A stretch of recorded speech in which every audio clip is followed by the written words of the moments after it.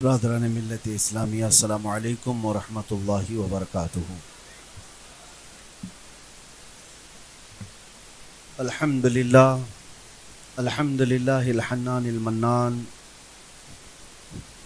الذي خلق الانسان وعلمه البیان والصلاة والسلام على رسوله سید الانس والجان وعلى آلہ واصحابہ ذوی الخیر والاحسان، اما بعد فاعوذ باللہ من الشیطان الرجیم، بسم اللہ الرحمن الرحیم۔ فاما الزبد فيذهب جفاء واما ما ينفع الناس فيمكث في الارض كذلك يضرب الله الامثال، صدق اللہ مولانا العظیم۔ بارگاہ رسالت معاب صلی اللہ علیہ وسلم میں درود پاک کا ہدیہ پیش کریں۔ اللہم صلی علی سیدنا محمد معدن الجود والکرم وآلہ واصحابہ الکرام وابنہ الکریم وبارک وسلم صلاۃ دائمۃ سرمدا ابدا۔ مجھے اس بات کا احساس ہے کہ آج جمعہ ہم اس مسجد میں ادا کر رہے ہیں جہاں پر آپ تمامی حضرات تجارت کے اس مرکز میں اللہ کا ایک گھر قائم کیے ہوئے ہیں، اور جہاں تک میرا گمان ہے کہ تقریباً سارے لوگ تاجر حضرات ہیں، سب کسی نہ کسی تجارت سے لگے ہوئے ہیں۔ تجارت کی منڈی میں زیادہ طور پر تاجروں کا ہی آنا جانا اور انہی کا رہنا ہے، اور آپ نے اس بات کا احساس کیا یا پچھلے بزرگوں نے اس کا خیال ضرور رکھا کہ تجارت ہوتی رہے لیکن اللہ کی یاد سے غافل نہ رہیں۔ اسی لیے یہ مسجد قائم ہوئی، ورنہ بازاروں میں مسجد کہاں ہوتی ہے۔ اللہ تعالیٰ اس مسجد کے قائم کرنے والے اور عبادت کی طرف توجہ دینے والوں کو شاد و آباد رکھے، اور ان کی قبروں میں اللہ تعالیٰ اس کا ثواب پہنچائے۔ چند باتیں یہ عرض کر کے پھر میں آگے رخصت ہوتا ہوں۔ پہلی بات تو یہ ہے کہ یہ تجارت اسلام کا ایک بڑا حصہ ہے، بلکہ یوں سمجھ لیں کہ حدیث پاک میں ہے نماز کے بعد سب سے افضل عمل حلال رزق کی تلاش کرنا۔ نماز اہم العبادات ہے، افضل العبادات ہے، اور قرآن پاک میں بھی اللہ تعالیٰ سورۃ الجمعہ میں یوں فرماتا ہے فَإِذَا قُضِيَتِ الصَّلَاةُ فَانتَشِرُوا فِي الْأَرْضِ، جب نماز ہو جائے تو زمین میں پھیل جاؤ، اپنی روزی تلاش کرو۔ نماز کے بعد حلال روزی تلاش کرنا یہ افضل ترین عبادات میں سے بھی ہے۔ اسلام میں ایک عبادت ہے یہ۔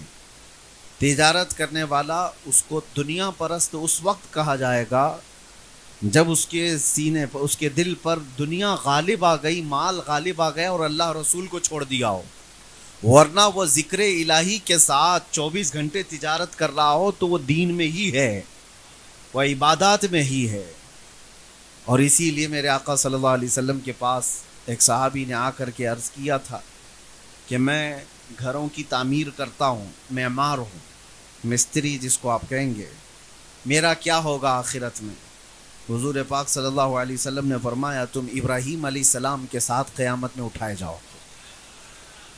اور ایک صحابی نے کہا میں درزی ہوں، کپڑے سلتا ہوں، تو ان کے متعلق کہا رسول پاک صلی اللہ علیہ وسلم نے تم حضرت ادریس علیہ السلام کے ساتھ اٹھائے جاؤ۔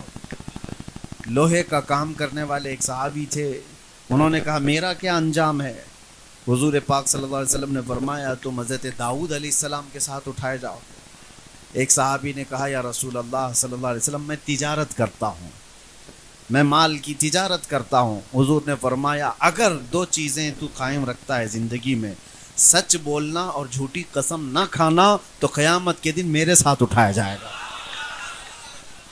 یہ ہر تاجر کے لیے یہ دو چیزیں میرے مصطفیٰ نے بیان فرمائی، باقی سب کے لیے ہے اس نبی کے ساتھ اٹھایا جائے گا، اس نبی کے ساتھ اٹھایا جائے گا، لیکن تاجر اللہ کے رسول کے ساتھ اٹھایا جائے گا، میرے آقا محمد مصطفیٰ صلی اللہ علیہ وسلم کے ساتھ اٹھایا جائے گا۔ لیکن اس کے لیے دو شرطیں ہیں، اور وہ دو شرطوں میں اکثر لوگ پھسل جاتے ہیں۔ ایک، جھوٹ بول کر تجارت نہ کرے، کسی سے وعدہ خلافی نہ کرے، اور اپنے مال کو بیچنے میں قسم نہ کھائے۔ جیسے سارے اکثر لوگوں کا ایک طریقہ یہ بنا ہوا ہے کہ قسم کھا کر کے اپنے مال کو پکا کر دکھانے کے لیے اور مضبوط کرنے کے لیے اللہ کی قسمیں کھاتے ہیں. اللہ کی قسم یہ مجھ کو اتنے میں پڑا ہی نہیں ہے، یہ اتنے کا مجھے پرورتا ہی نہیں ہے، فلاں فلاں، یہ جو جملے تاجروں کے اندر مشہور ہیں. ہاں، اگر ان چیزوں سے وہ بچ گیا. اور ایک خاص بات میں آپ کو بتاؤں کہ حضور پاک صلی اللہ علیہ وسلم نے فرمایا برکت کے اللہ تعالیٰ نے 10 حصے پورے زمین پر اتارے، جس میں سے ایک حصہ اللہ تعالیٰ نے سارے کام کاج میں رکھے ہیں. جاب کرنے والے، کھیتی باڑی کرنے والے، زراعت والے، جتنے بھی کام ہیں ان میں برکت کا ایک حصہ، اور تجارت میں 9 حصے اللہ نے رکھے. برکت کے 9 حصے اللہ نے تجارت میں رکھے. اسی لیے مسلمانوں کو یہ کہا جاتا تھا کہ چھوٹا سا بھی حصہ کیوں نہ ہو تجارت کرو، چاہے وہ ٹوپی بیچنا ہو کہ مسواک بیچنا ہو. تجارت میں اللہ تعالیٰ نے برکت رکھا. اس کی وجہ کیا ہے میں آپ کو بتاؤں. میں نوکری پیشہ لوگوں کے خلاف نہیں بولتا، لیکن دونوں میں بڑا فرق ہے. نوکری کرنے والا، ایک جاب کرنے والا کسی بڑی کمپنی میں ہو، چھوٹی کمپنی میں ہو، اور ایک تجارت کرنے والا، دونوں میں بڑا فرق ہے. فرق یہ ہے کہ نوکری کرنے والے کی فکس اماؤنٹ آتی ہے. اس کی اگر سیلری 50,000 ہے تو وہ 50,000 مہینے کے اخیر میں یا مہینے کے شروع میں اس کو مل جانی ہے. اس کی تنخواہ اس کو پکی ہے. تو جاب کرنے والے کی تنخواہ اس کو پکا ملنے والی ہے، اسی لیے وہ زیادہ ٹینشن لیتا ہی نہیں، اس کو کسی کی فکر نہیں. مہینہ ختم ہوتے میری سیلری آ جائے گی. گورنمنٹ جتنے بھی جاب کرنے والے لوگ ہیں ان کو اکثر ہم نے دیکھا ہے کہ وہ کمفرٹ زون میں جینے کے عادی ہو گئے ہیں. بالکل آرام سے، ان کو کوئی دوسری چیزیں چاہیے نہیں. بھائی میں گورنمنٹ امپلائی ہوں، مہینے کے ختم میں میری 50,000 1,00,000 سیلری آ جاتی. ان کو نہ فاتحہ درود کی ضرورت ہے، نہ گھر میں کچھ اگربتی جلانے کی ضرورت ہے، ٹینشن ہی نہیں ہے، تنخواہ آ رہی ہے. اور ادھر تاجر کا حال یہ ہے 50,000 بھی کسی بزنس میں لگایا تو روز دل دھڑکتا رہتا ہے، لگ کے آئے گا کہ ڈوب جائے گا، یہ ڈوبے گا کہ آئے گا، ڈوبے گا کہ آئے گا. روزانہ یہ دعاؤں میں بھی ہے، علماء کے پاس بھی ہے، فاتحہ درود بھی گھر میں ہے، اور اللہ سے لگا ہوا ہے کہ مولا میرے مال کو نقصان ہونے سے بچا لے. تو اس کا تعلق اللہ سے زیادہ بڑھ جاتا ہے. اسی لیے کہا گیا ہے نوکری پیشے والے سے زیادہ تاجر کا توکل اللہ کی ذات پر ہوتا ہے. اللہ کی ذات پر اس کا یقین زیادہ ہو جاتا ہے. ڈوبتا ہے تو بھی فائدے میں آتا ہے تو بھی اللہ کے حوالے وہ کر دیتا ہے. اور اکثر آپ نے دیکھا ہوگا اسی لیے بہت ساری جگہوں پر جاب کرنے والے لوگ مسجدیں کم بنائے ہیں، تجارت پیشہ والے لوگ اکثر مسجدیں بھی قائم رکھتے ہیں. اللہ تبارک و تعالیٰ سچے ایماندار تاجروں میں آپ سب کا بھی شمار فرمائے، اور ہمیں بھی اللہ تعالیٰ اس میں شامل رکھے. میرے آقا صلی اللہ تعالیٰ علیہ وسلم نے تجارت کو فروغ دینے کے لیے خود بھی تجارت فرمائی. حضور پاک صلی اللہ تعالیٰ علیہ وسلم صرف 12 سال کی عمر میں تجارت کے سفر پر نکلے تھے. 12 سال کی عمر میں پہلی تجارت کا سفر آپ نے کیا ہے. تو اللہ کے نبی صلی اللہ علیہ وسلم نے جس میں قدم رکھا ہے وہ میدان کبھی برکت سے خالی ہو نہیں سکتا. آج میں نے ایک آیت آپ کے سامنے تلاوت کی ہے. اللہ تعالیٰ فرماتا ہے فَأَمَّا الزَّبَدُ فَيَذْهَبُ جُفَاءً وَأَمَّا مَا يَنْفَعُ النَّاسَ فَيَمْكُثُ فِي الْأَرْضِ. جو نفع دینے والا ہے لوگوں کو اس کا، اور جو کچرا ہے اس کا. قرآن کہتا ہے، یہ 13ویں پارے کی آیت ہے سورۃ الرعد میں. اللہ فرماتا ہے جو جھاگ ہے وہ اڑ کے چلا جائے گا. جھاگ سمجھتے ہیں؟ جھاگ جو سمندر کے اوپر آ جائے، کف جس کو کہیں، فینا کہتے ہیں، کئی جگہ پر الگ الگ باتیں ہیں. جو ہوا میں اڑ جاتا ہے، وائٹ وائٹ تو دکھتا ہے لیکن وہ اڑ جاتا ہے. قرآن یہی کہہ رہا ہے کہ یہ جھاگ اڑ جائے گا. وَأَمَّا مَا يَنْفَعُ النَّاسَ، اور جو نفع دینے والی چیز ہے فَيَمْكُثُ فِي الْأَرْضِ، وہ زمین میں ہمیشہ برقرار رہتا ہے، زمین میں قائم رہتا ہے.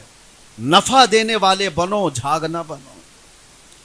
جو کسی کام کی ہی زندگی نہیں ہے، ایسی زندگی گزار کے فائدہ بھی کیا ہے.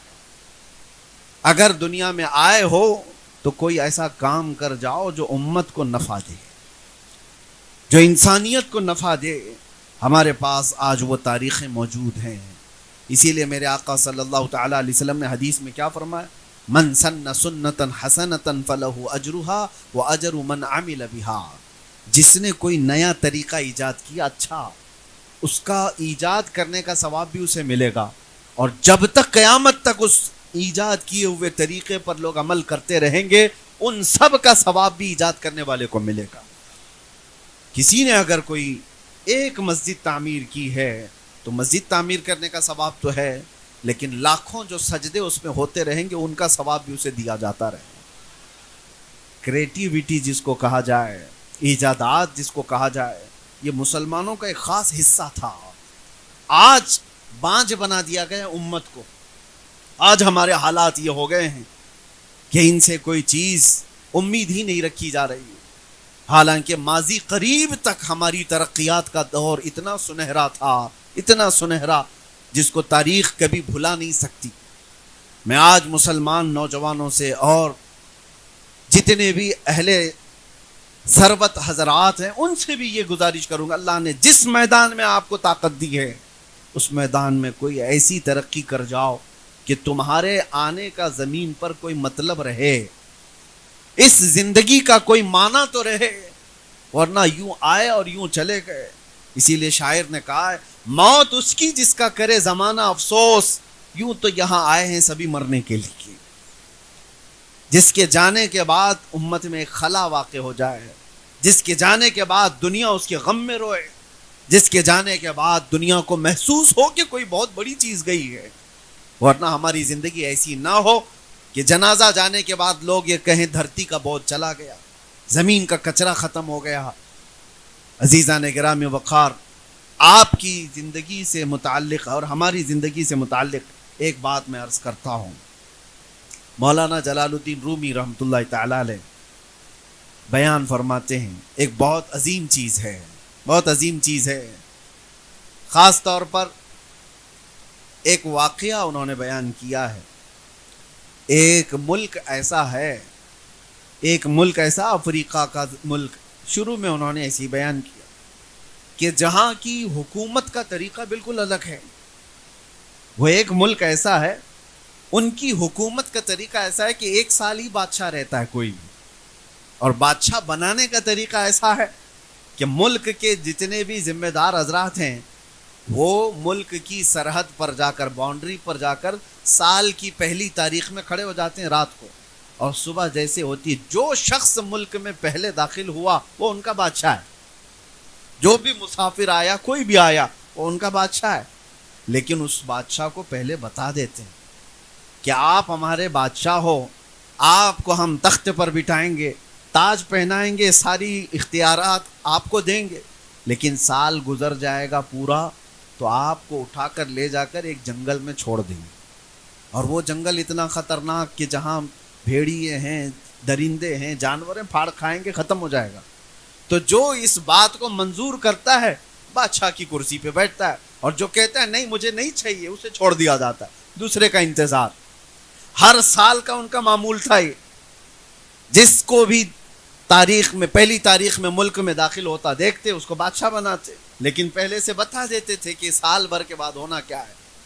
ایک سال ایسا بھی آیا کہ جب ایک بادشاہ کو وہ جنگل میں چھوڑا ہے، درندے کھا چکے ہوں گے، خوفناک جنگل تھا، نئی تاریخ میں نئے بادشاہ کو چننا تھا، ملک کی سرحد پر آ کر بڑے لوگ کھڑے ہو گئے۔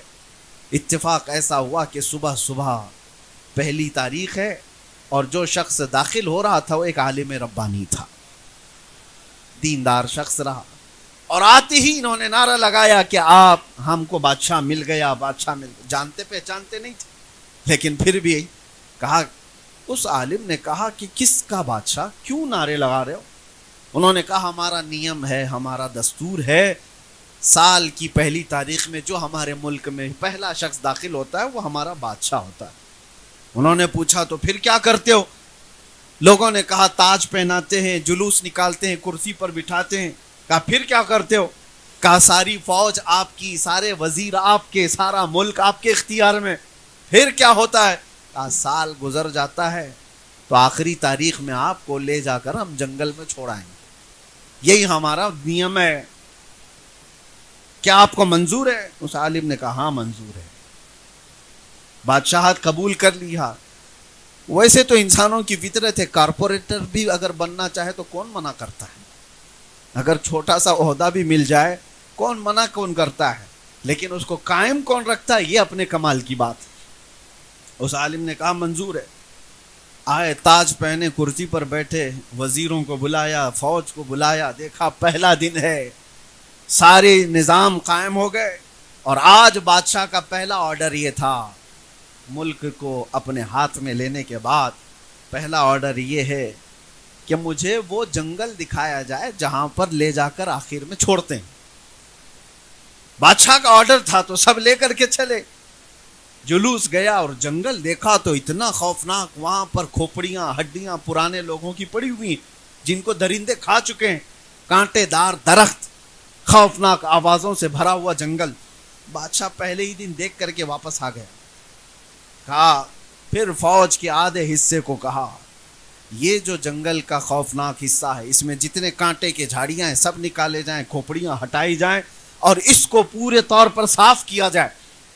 مہینے بھر تو جنگل صاف ہوتا رہا۔ دوسرا مہینہ آیا تو بادشاہ نے حکم دیا کہ وہاں ایک شاندار محل بنایا جائے۔ پھر ایک مہینے بھر وہاں پر محل کی تعمیر ہوتی رہی۔ تیسرے مہینے بادشاہ نے کہا ایک ہاؤس تعمیر کیا جائے۔ چوتھے مہینے کہا یہاں ایک باغیچہ بنایا جائے۔ 6 مہینے تک تو وہ محل ہی بناتا رہا۔ اس جنگل کے اندر جتنے تھے سب کو بدل کر کے اس نے ایک بہت خوبصورت قلعہ بنا دیا۔ پھر اس کے بعد کہا میرے دربار سے لے کر اس جنگل جانے تک کے راستے کو پورا خوبصورت بنا دیا جائے۔ 4 مہینے اسی میں لگ گئے، پورا خوبصورت بنا دیا۔ اور اس کے بعد دیکھو تو نہ وہ جنگل ہے، نہ وہاں کوئی خوفناک جھاڑیاں، پھولوں سے سجا ہوا ایک باغیچہ جس میں نہر بہ رہی ہے، خوبصورت ترین حصہ اس نے بنا دیا۔ اور ابھی سال کو ختم ہونے میں دن باقی تھے، اب گن رہا ہے کب ختم ہوگا کہ یہ لوگ لے جا کے چھوڑیں۔ جب سال ختم ہو، ایک ایک دن گنتا ہوا گزار رہا ہے، گننے میں دن گزر نہیں رہے۔ بہرحال جیسی دن ختم ہوئے، جلدی سے بادشاہ نے سب کو بلایا، میرا سال ختم ہو گیا، مجھے لے جاؤ، جہاں چھوڑتے تھے وہاں چھوڑاؤ۔ سارے لوگ آئے اور آ کر کے انہوں نے کہا بادشاہ سلامت، آج سے ہمارا نیم بدل گیا ہے، ہمارا قانون بدل گیا ہے۔ کہا کیا ہوا کیا؟ کہا نہیں، 1 سال کے بعد جو ہم جنگل میں چھوڑ آتے تھے سب نے یہ طے کر لیا کہ اب ہمیشہ کے بادشاہ آپ ہی ہو، اب آپ ہی ہو۔ کہا ایسا کیوں بدل لیا، ایسا کیوں تم نے قانون بدل لیا؟ کہا اب تک ہم نے دیکھا جو بھی بادشاہ تھا وہ بیوقوف تھا، صرف اپنے مزے میں جیتا تھا۔ یہ پہلا بادشاہ ہم نے دیکھا جو بعد میں جانے والی منزل کی تیاری ابھی سے کر رہا تھا۔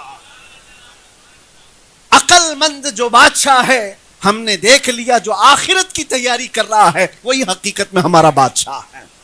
مولانا جلال الدین رومی یہ واقعہ بیان کر کے کہتے ہیں، اے پڑھنے والے، یہ کوئی ملک کا قانون نہیں ہے، یہ پوری دنیا کا قانون ہے۔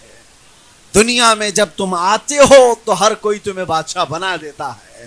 جب تم پیدا ہو کر کے اس دنیا میں آئے تھے، تمہیں اٹھانے والے، تمہاری تعریف کرنے والے، تمہارے آس پاس گھومنے والے سب موجود ہیں، لیکن زندگی کے ختم ہوتے ہی تمہیں جس قبرستان میں چھوڑ آیا جاتا ہے وہ وہی ہڈیوں اور کھوپڑیوں والی جگہ ہے جہاں تمہیں چھوڑ دیا جاتا ہے۔ لیکن اگر تم یہاں رہتے ہوئے جہاں جانا ہے اس کو پہلے سے تیار کر لیا تو یہ تمہیں چھوڑ تو دیں گے، لیکن 800 سال گزر جانے کے بعد بھی غریب نواز کی جیسا تمہاری بارگاہ میں بھی خدمت انجام دیتے رہے۔ 800 سال گزر گئے سلطان الاولیاء غریب نواز کو، ان کی بادشاہت ختم نہیں ہوئی، اس لیے کہ وہ ہمیشہ کا بادشاہ بنا لیا گیا۔ زندگی میں رہ کر کے انہوں نے آخرت کی تیاریاں کی ہیں۔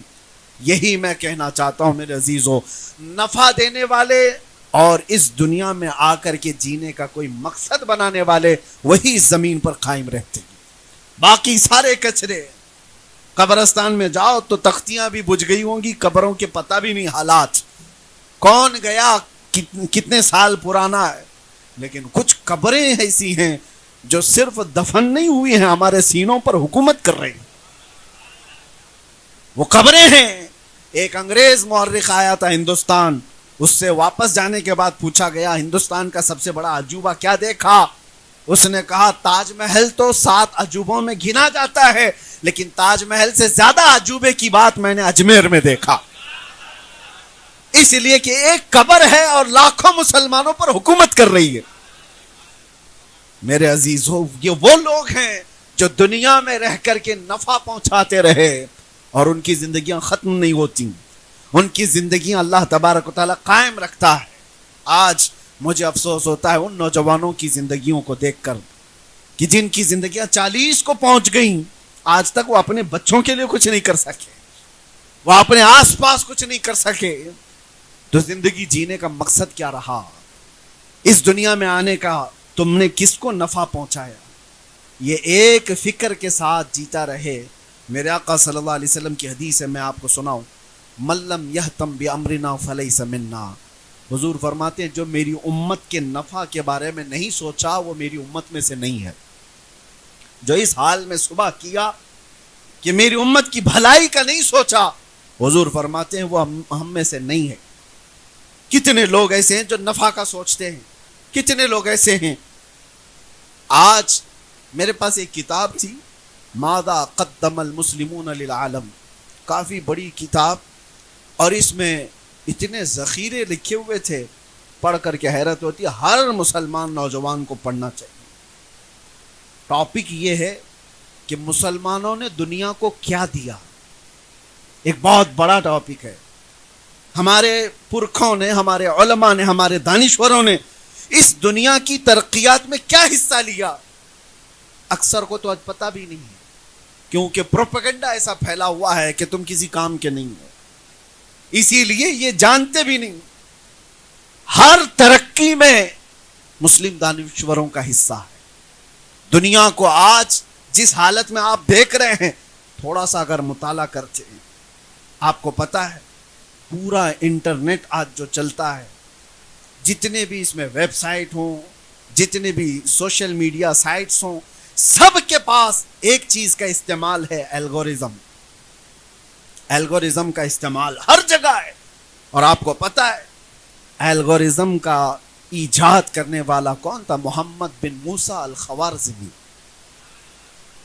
آج سے تقریباً 800 سال پہلے جنہوں نے ایجاد کیا، محمد بن موسیٰ الخوارزمی، خوارزمی سے ہی الگورزم بنایا گیا ہے، صرف ان کا ایجاد کیا۔ پوری دنیا اس پر آج ڈیپینڈ ہے۔ کسی بھی سائٹس میں الگورزم کا استعمال نہ ہو، ایسا ہوگا نہیں۔ میرے عزیزو، پوری دنیا کو جنہوں نے اپنی ایجاد کا محتاج بنایا وہ ایک عالم دین تھے۔ اور اتنا ہی نہیں، الجبرا کو کون سا نوجوان نہیں جانتا جو کالج پڑھتا ہے؟ محمد بن موسیٰ خوارزمی کا ہی ایجاد کیا ہوا الجبرا تھا۔ نائٹروٹ، سلفر ایسڈ، اور آج جو ایتھنل اور کئی ایسے کیمیکل کا جو استعمال ہے پوری دنیا میں، کیمیکلز کے بغیر آج دنیا ادھوری ہے۔ تمہارے صابن، پیسٹ، دوائیوں سے لے کر ہر چیز، حتیٰ کہ پرفیومز میں جو استعمال کیا جاتا ہے، ہم اس کا مطالعہ کر رہے تھے تو پتہ چلا کہ یہ تو ایسڈ کا اور کیمیکل کا ایجاد کرنے والا دنیا میں سب سے پہلے وہ جابر بن حیان تھے، سب سے پہلے شخص ہیں۔ اور آپٹکس کا سب سے پہلے دنیا میں وجود کسی نے دیا، یعنی دیکھنے کی طاقت، اور کیمرے کا ایجاد۔ کیمرہ آج پوری دنیا کی ضرورت ہے، پوری دنیا۔ پہلے تو ایسا تھا کہ کیمرے نہیں تھے تو لوگ ہر چیز کرتے، آج کون سا خطہ باقی ہے جو کیمرے کی زد میں نہیں ہے؟ ہر جگہ تم کیمرے کے اندر ہو۔ اس کیمرے کا ایجاد کرنے والا کون تھا؟ اس کیمرے کا ایجاد کرنے والے ابن الہیثم، ابو الحسن ابن الہیثم تھے، مسلم عالم دین ہیں، جنہوں نے اس کی ایجاد کی، اور پوری دنیا کو آج ڈیپینڈ ہونا ہے ان پر۔ کئی مشینیں ایسی ہیں جو آج ہر کار میں، ہر چیز میں استعمال ہوتی ہیں، وہ ابن الہیثم کی ایجاد تھی۔ اور حیرت کی بات میں آپ کو بتاؤں، حضرت العلامہ ابو القاسم الزہراوی ایک بہت بڑے دانشور تھے، بہت بڑے عالم دین تھے، ابو القاسم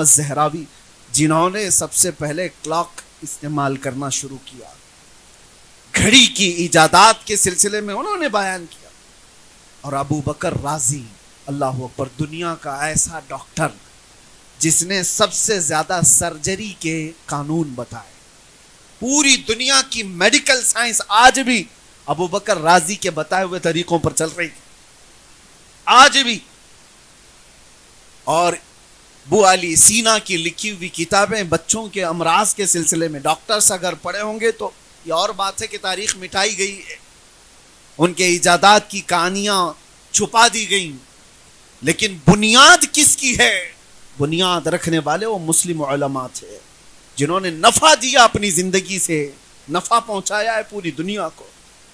اور آپ کو یہ پتا ہے آج سب سے زیادہ تیز سفر کوئی ہے وہ تو ایروپلین کا سفر ہے، ہوائی سفر ہے. پوری دنیا آج ہوائی سفر میں گلوبل ویلیج میں آ گئی ہے، ایک دیہات کی طرح بن گئی پوری دنیا، جب چاہے ادھر سے ادھر ہو جائے. پوری دنیا کے لاکھوں کلومیٹر کو سمیٹ دیا گیا ایروپلین کے سفر نے. اور سب سے پہلے ایروپلین کی ایجاد کرنے کے لیے جنہوں نے شروعات کی تھی پیراگلائڈز وغیرہ کے ذریعے سے، وہ عباس بن فرناس تھے. یہ بھی مسلم عالم دین تھے. دنیا کو کیا نہیں دیا. وہ کتاب میں نے پڑھا تھا تو حیرت ہوتی ہے، دنیا کی 75% ایجادات مسلم علماء کی ہیں، اور آج اسی امت کا بچہ نشے میں مسحور ہے. آج اسی امت کا بچہ نوجوان گلیوں اور نکڑوں پر اپنی راتیں گزار رہا ہے.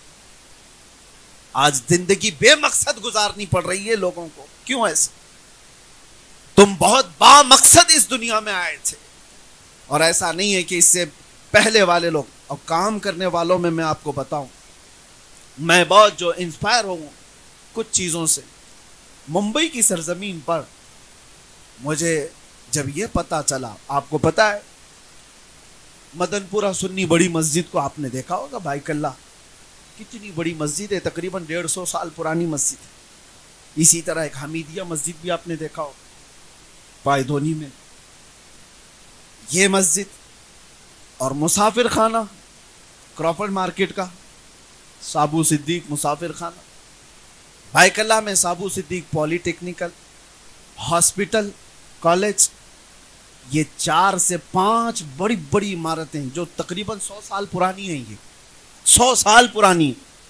ان سب کو بنانے والا ایک ہی شخص تھا، ایک ہی شخص.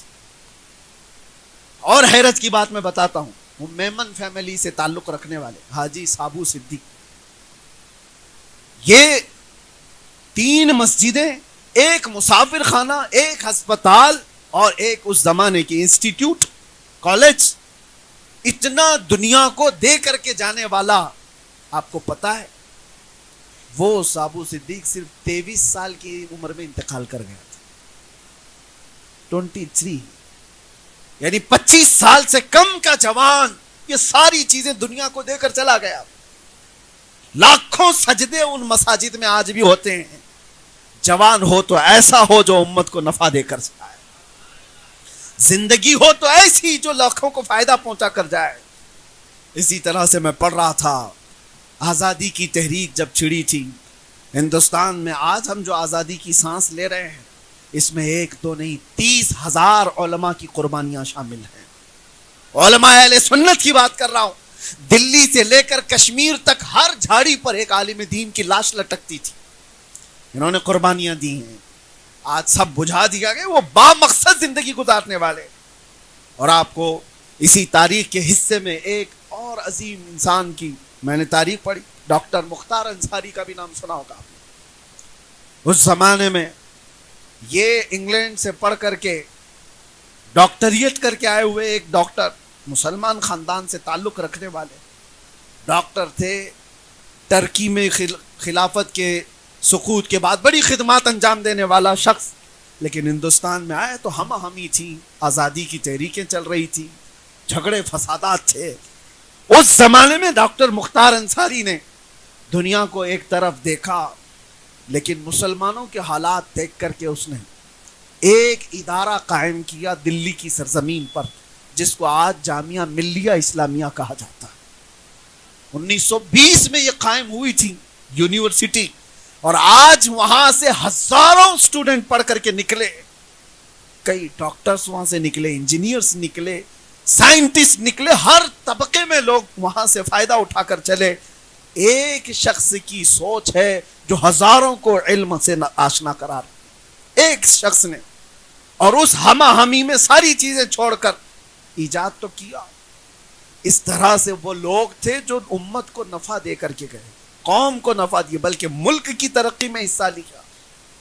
کیا آج یہ جو پروپیگنڈا ہے اس کے خلاف کوئی جواب ہے ہمارے پاس کہ مسلمانوں کا کوئی حصہ نہیں ہے؟ حصہ کیسے نہیں ہے؟ حصہ اتنا بڑا ہے کہ آج ہمارا دیش پاورفل ہے, اور اگنی میزائل رکھتا ہے تو بھی اے پی جے عبد الکلام کی وجہ سے ہے. تاریخ کا یہ بھی ایک حصہ ہے. ہندوستان پاورفل ہے, نیوکلیئر پاور رکھتا ہے, تو اس کا بھی صحرا ایک ڈاکٹر عبد الکلام کے سر جاتا ہے. یہ دنیا کو پتہ ہے. کہاں کہاں سے وہ پلہ جھاڑتے رہیں گے. آزادی گیٹ پر 1 لاکھ سے زیادہ مسلمان شہیدوں کے نام لکھے ہوئے ہیں, 1 لاکھ سے زیادہ. یہ با مقصد زندگی جینے والے لوگ تھے. آج میں یہ تمام باتیں رکھ کر کے اس لیے عرض کر رہا ہوں, اللہ نے اگر تمہیں مال دیا, ثروت دیا اور وقت دیا ہے تو یہ انٹرنیٹ پر تباہ و برباد کرنے کے لیے نہیں. زندگی بہت تھوڑی سی ہے, زندگی بہت شارٹ ہے. آج یا کل میں پتہ نہیں کب ہمیں بلاوا آ جائے. مسجدوں سے روز اعلان سنتے ہیں فلاں بن فلاں کا انتقال ہو گیا, جنازے کی تیاری کی جائے. ایک دن ہمارا بھی میسج گھوم جائے گا کہ فلاں صاحب چلے گئے دنیا سے. لوگ تھوڑی دیر کے لیے غم کا شیئر کرتے رہیں گے, اس کے بعد پھر بھلا دیے جائیں گے. لیکن اگر نفع دینے والی ذات ہے تو قیامت تک ہم باقی رہیں گے. آج میرے عزیزوں, قیامت تک جن اشخاص باقی رہنے والے, ان کی مختصر تاریخیں میں نے آپ کے سامنے رکھی. اللہ نے جو کچھ بھی تمہیں دیا ہے اس کا استعمال امت کو نفع دینے کے لیے کرو. حضرت جنید بغدادی رحمۃ اللہ تعالی علیہ کے ساتھ ان کے مرید چل رہے تھے. دریا میں ایک بچھو ڈوب رہا تھا. توجہ سے سنیں, ایک بچھو ڈوب رہا تھا پانی میں, تو حضرت جنید بغدادی نے ہاتھ ڈال کر اس بچھو کو باہر نکالا. بچھو کو باہر جیسے ہی نکالا, بچھو ڈنک مار دیا. آپ نے ہاتھ جھٹک دیا. دوبارہ پھر وہ پانی میں ڈوب رہا تھا. بچھو پانی کا نہیں تھا, تیر نہیں سکتا تھا, مر جاتا.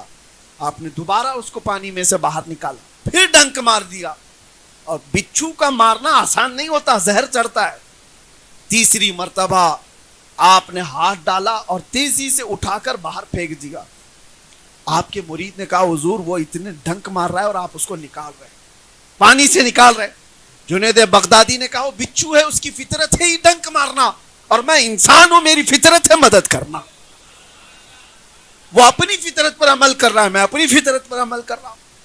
لیکن دنیا بدل گئی. کتنے تو انسانی بچھو بنے, کتنے تو اب ڈنک مارنے کا کام انہوں نے خود لے لیا ہے. ڈنک ان کو مارنا ہے. ہمیں تو نفع دینے کے لیے بھیجا گیا تھا. مصطفیٰ کریم صلی اللہ تعالی علیہ وسلم کی امت وہ ہے کہ جو نفع دینے کے لیے دنیا میں آئی. فَأَمَّا الزَّبَدُ فَيَذْهَبُ جُفَاءً وَأَمَّا مَا يَنفَعُ النَّاسَ فَيَمْكُثُ فِي الْأَرْضِ. جو جھاگ ہے وہ اڑ کر چلا جائے گا. اور رہی بات پروپیگنڈوں کی, 1000 دنیا کچھ بھی پروپیگنڈا بنائے, لیکن اگر تمہاری شخصیت نفع بخش ہے تو ایک دن انہیں جھک کر سلام کرنے پر مجبور ہونا ہوگا.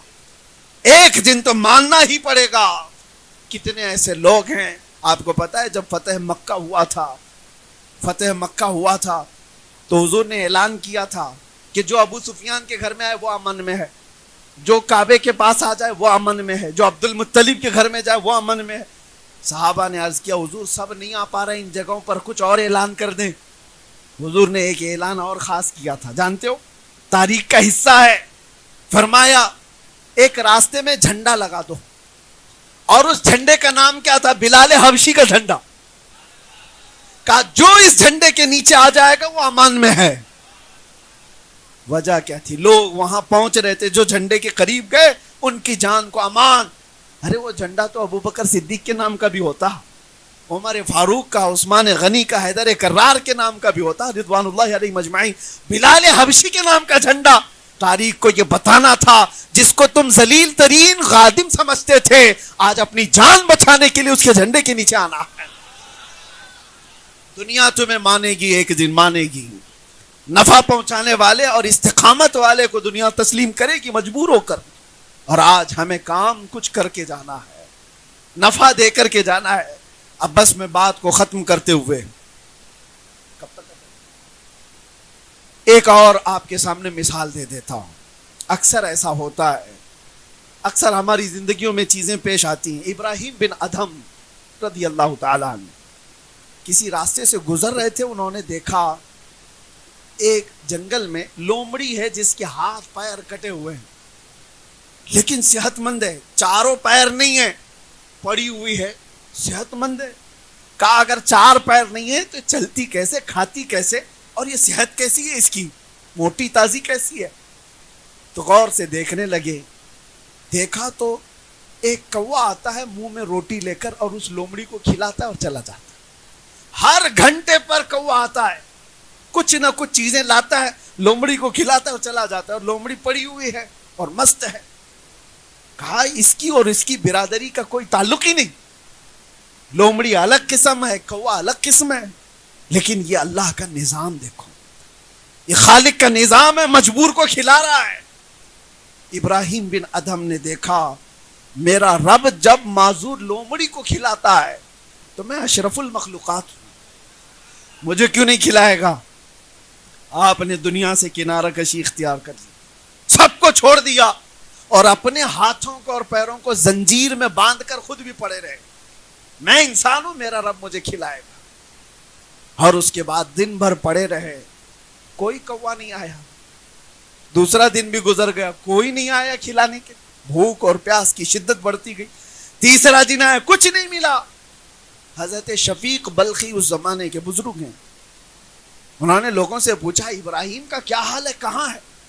لوگوں نے کہا سنا ہے حضور انہوں نے اپنے ہاتھوں پیروں کو زنجیروں سے باندھ کر دنیا سے کنارہ کشی اختیار کر لی۔ کہا اچھا، تو وہ آئے، شفیق بلخی نے دیکھا، کہا اس حالت میں پڑے کہ پیٹ پیٹ سے لگا ہوا ہے، کمزوری آ گئی۔ پوچھا ابراہیم کیا حال ہے تمہارا؟ کہا میں نے چند دن پہلے یہاں پر ایک لومڑی کو دیکھا جو معذور ہے پیروں سے ہاتھوں سے اور چل پھر نہیں سکتی، لیکن ایک کوا آتا ہے برابر وقت پہ اسے کھلاتا ہے اور چلا جاتا ہے۔ تو شفیق بلخی نے پوچھا تو پھر کیا سوچا تم نے؟ کہا جب رب تعالی معذور لومڑی کو کھلا سکتا ہے تو میں اشرف المخلوقات ہوں، مجھے کیوں نہیں کھلائے گا؟ اس لیے میں نے بھی زنجیریں باندھ لی اور پڑا رہا۔ حضرت شفیق بلخی نے دو جواب دی ابراہیم بن ادھم۔ پہلا جواب تو یہ تھا کہ ابراہیم تم نے دیکھا، لیکن کیا تم یہ حیثیت رکھتے ہو کہ خدا کا امتحان لو کہ وہ کھلاتا ہے کہ نہیں کھلاتا ہے؟ تو امتحان لینا چاہ رہا ہے اپنے رب کا، تو بندہ ہے اور خالق ہے۔ دوسری چیز آپ نے فرمایا ابراہیم تم نے تصویر کا ایک ہی رخ دیکھا، تصویر کا ایک سکے کا ایک رخ دیکھا، معذور لومڑی کو تو دیکھا، کھلانے والے کوے کو کیوں نہیں دیکھا؟ تو لومڑی بننے سے بہتر تھا کہ اللہ نے طاقت دی ہے کھلانے والا کوا بن جاتا جو معذوروں کو کھلا رہا ہے۔ رب کے نظام میں یہ دونوں بھی تو ہیں، معذور تو بننے کی کوشش کیا تھا نہیں، اللہ نے تجھے طاقت دی ہے تو نفع پہنچانے والا بن جائے۔ آج اگر آپ کے پاس زندگی سلامت ہے تو ایسا کام کرو جو دوسرے کو نفع ملے، ورنہ زندگی بے سود ہے، زندگی ختم ہے۔ میرے عزیزو آج ہزاروں محتاج تمہاری طرف انتظار میں لگے ہوئے ہیں، کتنے ایسے لوگ ہیں جن کو ہماری ضرورت ہے اور آپ کی ضرورت ہے۔ بہت لوگ ایسے ہیں، نوجوانوں سے میں کہتا ہوں پوری راتیں جو تمہاری برباد ہوتی ہیں، تمہارے آس پاس بہت ساری دنیا تمہارے نفع کے انتظار میں ہے، تمہاری بہنیں، تمہاری مائیں، تمہارے بچے۔ مجھے آج بھی وہ بات یاد ہے، ایک جنازے میں تھا میں، 6 سال کی بچی جس کا انتقال ہوا ہے، اس کی بچی 6 سال کی، اور مرا ہوا آدمی کینسر میں انتقال ہوا تھا، موت کینسر تھا۔ وہ بچی نے مجھ سے کہا تھا ابا ہمارے انتقال کر گئے، گٹکا بہت کھاتے تھے اور منہ کا کینسر ہو گیا تھا اور اس میں انتقال کر کے چلے گئے۔ لیکن حضرت ہم کو بتائیں ہمارا کیا قصور تھا اس میں؟ ہمارا کیا قصور تھا؟ اس کا کوئی جواب ہمارے پاس نہیں۔ ان بچوں کا قصور کیا ہے جو ان کو تنہا یتیم کر کے چھوڑ چلا گیا؟ اس کی بیوہ کا کیا ہوگا؟ وہ کس کے گھر پر محتاجی کی زندگی گزارے گی؟ تمہاری زندگیاں دوسروں سے جڑی ہوئی، تمہارا جینا صرف تمہارے لیے نہیں ہے۔ اللہ تعالیٰ نے ایسا نظام رکھا ہے کہ ہمارا جینا، ہم خود چاہتے تو کچھ بھی فیصلہ لے لیتے، کیا ہمیں خودکشی کرنے کی اجازت ہے؟ کیوں نہیں ہے؟ کیونکہ ہم اپنی جان کے مالک ہی نہیں ہیں۔ ہم اپنی جان کے مالک ہوتے تو خودکشی کر کے چلے جاتے، لیکن ہم اپنی جان کے مالک نہیں۔ ہزاروں ہم سے زندگیاں جڑی ہوئی ہیں، اور آپ کی زندگیاں اس سے زیادہ اہم ہیں۔ تمہاری زندگی تو رسول اللہ سے جڑی ہوئی، ان کے نام سے جڑی ہوئی ہے۔ امت کے ساتھ تمہارا تعلق ایسا ہے کہ تمہارا ہر عمل دنیا دیکھ رہی ہے، کوٹ کر رہی ہے۔ اٹھو مگر نہ حشر نہ ہوگا پھر کبھی، دوڑو کے زمانہ چال اپنی چل گیا۔ ہزاروں لاکھوں نوجوانوں میں اب کوئی سائنسدان کیوں نہیں اٹھتا؟ اب کوئی ایجادات کی دنیا میں کوئی کیوں نہیں آتا؟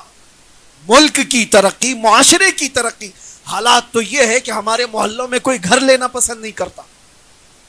جو مسلم محلے ہیں ہر جگہ کے حالات ایسے کہ ہم نے کوڑا کرکٹ اور اس کو گندگیوں سے ایسا تباہ کر کے رکھا کہ لوگ ناک پکڑ کر کے گزرنا چاہتے ہیں۔ یہ تو ہماری زندگی نہیں تھی، بلکہ ایک دور وہ تھا، اٹلی، ڈنمارک، ناروے، یہ یورپ کی کنٹریز کا نام میں بتا رہا ہوں آپ کو، وہاں کے بادشاہ اپنے بچوں کو پڑھنے کے لیے اندلس کے علماء اسلام کے پاس بھیجا کرتے تھے، اور جب کبھی کوئی عالم دین سے پڑھ کر کے یورپ کا بچہ آتا تھا، اسے دیکھنے کے لیے بھیڑ جمع ہوتی تھی کہ مسلم علماء سے پڑھ کر کے آیا ہوا بادشاہ کا بیٹا ہے۔ اور آج حالات بدل گئے، ہمارے بچے یورپ جا رہے ہیں، علم رخصت ہو گیا ہمارے اندر سے، جہالت اتنی زیادہ آ گئی۔ مجھے درد اس بات کا ہوتا ہے کہ دنیا کے کتنے خطوں میں میں نے دیکھا ہے، شہر کا جو علاقہ مسلم ڈومینیٹ کہلاتا ہے، بہت سارے شہر ہیں ہندوستان میں جہاں مسلم میجورٹی ہے، مسلمان محلے کثرت سے ہیں، ان علاقوں کی ایک کامن چیز ہم نے ہر جگہ دیکھی کہ سارا نشہ وہیں بکتا ہے، وہیں ہوتا ہے، وہیں ڈیلر ہوتے ہیں، سب کچھ وہی ہے۔ کیوں ایسا ہے؟ ممبئی کے ہی حالات نہیں، دلی جاؤ، بنگلور جاؤ، کلکتہ جاؤ، بڑے شہروں کے سب جگہ کے حالات، مسلمان اس میں کثرت سے ملوث ہیں۔ پھر میں پوچھتا ہوں یہ کون سے مسلمان ہیں؟ اللہ کے نبی صلی اللہ تعالی علیہ وسلم نے جس امت کو بنایا، جو معاشرہ ترتیب دیا، وہ معاشرہ تو ایسا تھا، رات بھر خود بھوکے رہ کر پڑوسی کا خیال کرنے والے۔ نشہ تو بہت دور کی بات ہے، جنگ میں شہید ہونے کے وقت زخم کھا کر کے گر گئے ہوں، ایک کھٹوری پانی کسی نے لا کر کے زخمی صحابی کو دی، ان کو جیسی آواز آئی کہ فلاں کو پیاس لگی، انہوں نے پانی نہیں پیا، کہا اس کو پہلے پلا دو۔ اپنی موت کے وقت پانی قربان کرنے والی امت تھی یہ، اور آج اپنے مزے کے لیے نشہ کرنے والی امت کیسے ہو گئی؟ ان حالات کا ذمہ دار کون ہے؟ ہر ایک کو اس کی ذمہ داری اٹھانی ہوگی۔ بڑے لوگوں کا حال یہ ہے، آج بوڑھے ہو گئے لوگ، پیسے والے لوگ ہیں یا معاشرے میں اثر و رسوخ رکھنے والے، یہ کہتے ہیں کسی کے لفڑے میں کیوں جانے کا، کوئی بگڑ رہا ہے تو بگڑنے تو ہم کو کیا کرنا ہے؟ تم سے بھی قیامت کے دن سوال ہوگا۔ جبرائیل امین علیہ السلام فرماتے ہیں حضور سے، ایک بار اللہ کا ایسا غضب ہوا تھا ایک بستی پر کہ پوری بستی تباہ کرنے کا حکم ہوا کہ پوری بستی کو تباہ کر دو، لیکن اس میں ایک نیک بندہ تھا جو کبھی گناہ نہیں کیا تھا۔ میں نے رب سے عرض کیا کہ مولا اس کا کیا کرنا ہے، اس کو نکالے؟ اللہ نے فرمایا اس کو بھی تباہ کرو، وہ نیک تھا، گنہگاروں کی بستی میں رہ رہا تھا، اس کو کیوں تباہ کریں؟ رب تعالیٰ نے فرمایا وہ برائیاں دیکھتا ہے اور کسی کو روکتا نہیں، خود تو پاکیزہ ہے لیکن روکتا کسی کو نہیں تھا۔ یہ آپ ہرگز نہ سمجھیں ہمارے آس پاس زنا کے اڈے چل رہے ہیں، آس پاس شراب کی بوتلیں خوب چل رہی ہیں اور ہم کسی کو کچھ نہ بولیں۔ ارے مسلم معاشرے میں تو یہ ٹپس دینے والے تو بہت سارے ہیں، مسلمانوں کے گھروں کی جاسوسیاں پولیس کو کرنے والے تو کتنے پیدا ہوئے ہیں، لیکن کاش یہ لوگ ٹپر بننے کی بجائے، جاسوسی کرنے کی بجائے امت کی خیر خواہی کے لیے نوجوانوں کی اصلاح کی کوشش کرتے ہیں، ثواب کے بھی مستحق ہوتے ہیں۔ امت کی اصلاح ایسے نہیں ہوگی۔ میں آپ سے یہ کہتا ہوں کہ اٹھو، ذمہ داریوں کا احساس کرو، نہ خود برائی کرو گے نہ برائی ہونے دو گے۔ جب اس مسئلے پر ہر کوئی عمل کرے گا انشاءاللہ پاکی تو شروع ہوگی۔ اور کچرا بہت زیادہ ہے، ضروری نہیں کہ ایک ہی دن میں صاف ہو جائے۔ شروعات کرو تو چند مہینے گزریں، چند سال گزریں، پھر وہ معاشرہ آ جائے گا جب گزرنے والے کہے گا، گزرنے والا یہی کہے گا اس معاشرے سے مدینے کی خوشبو آیا کرتی۔ ہمیں بس وہ معاشرہ چاہیے جہاں سے گزرنے والے کو میرے مصطفیٰ کی خوشبو آئے۔ اللہ کریم ہمیں کہنے سننے سے زیادہ عمل کی توفیق عطا فرمائے، ہمیں نفع بخش زندگی عطا فرمائے، امت کے نفع کے لیے جینے کی توفیق عطا فرمائے۔ بارگاہ رب العزت میں یہ دعا ہے اللہ حلال کھلائے اور حرام سے بچائے۔ وآخر دعوانا ان الحمد للہ رب العالمین۔ السلام علیکم۔